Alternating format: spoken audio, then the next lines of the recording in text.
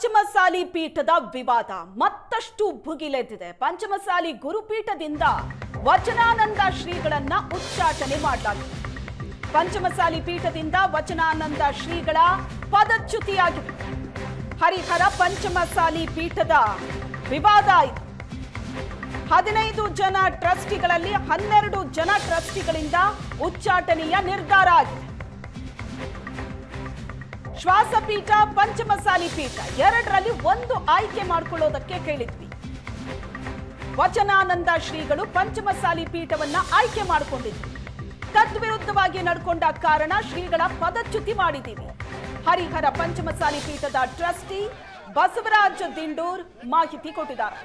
ಮಠಕ್ಕೆ ಸರ್ಕಾರ ಕೊಟ್ಟಂತ ಅನುದಾನ, ಭಕ್ತರ ದೇಣಿಗೆ ದುರ್ಬಳಕೆ ಮಾಡಿಕೊಂಡಂತ ಆರೋಪ ಇದೆ. ಬೆಳಿಗ್ಗೆ ಹರಿಹರದ ಪಂಚಮಸಾಲಿ ಪೀಠದ ಮುಂದೆ ಬಹಳ ದೊಡ್ಡ ಹೈಡ್ರಾಮಾ ನಡೀತು. ದೃಶ್ಯದಲ್ಲೂ ನೀವು ನೋಡ್ತಾ ಇದ್ದೀರಿ. ಮಠದ ದೇಣಿಗೆ ಹಣ, ಸರ್ಕಾರದ 15 ಕೋಟಿ ಹಣದ ಲೆಕ್ಕ ಕೊಡುವಂತೆ ಪಟ್ಟು ಹಿಡಿದು ಪಂಚಮಸಾಲಿ ಮಠದ ಕೆಲ ಸದಸ್ಯರನ್ನ ಹೊರಗಡೆ ಇಟ್ಟು ಟ್ರಸ್ಟಿಗಳು ಸಭೆ ನಡೆಸಿದ್ದಾರೆ ಅನ್ನೋ ಆರೋಪ ಮಾಡಲಾಗಿದೆ.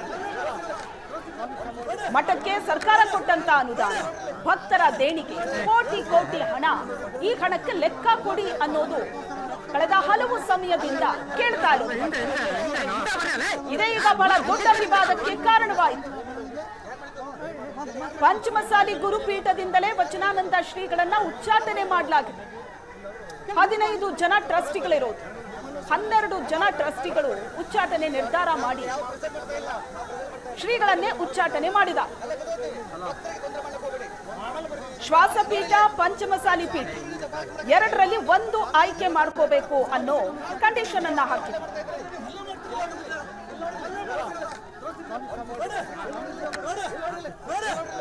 ಬೆಂಗಳೂರಿನ ಶ್ವಾಸಯೋಗ ಪೀಠ ಅಥವಾ ಇಲ್ಲಿನ ಪಂಚಮಸಾಲಿ ಪೀಠ, ಎರಡೂ ಪೀಠವನ್ನ ಒಟ್ಟೊಟ್ಟಿಗೆ ನಿಭಾಯಿಸೋದು ಬೇಡ. ಎರಡೂ ಪೀಠಗಳ ನಿರ್ವಹಣೆ ಮಾಡೋದೇ ಕಷ್ಟ. ಎರಡರಲ್ಲಿ ಒಂದು ಪೀಠದಲ್ಲಿ ಶ್ರೀಗಳಿರೋದು ಸೂಕ್ತ ಅಂತ ಈ ಹಿಂದೆನೂ ಶ್ರೀಗಳಿಗೆ ಸಲಹೆಯನ್ನ ಕೊಟ್ಟಿದ್ರು.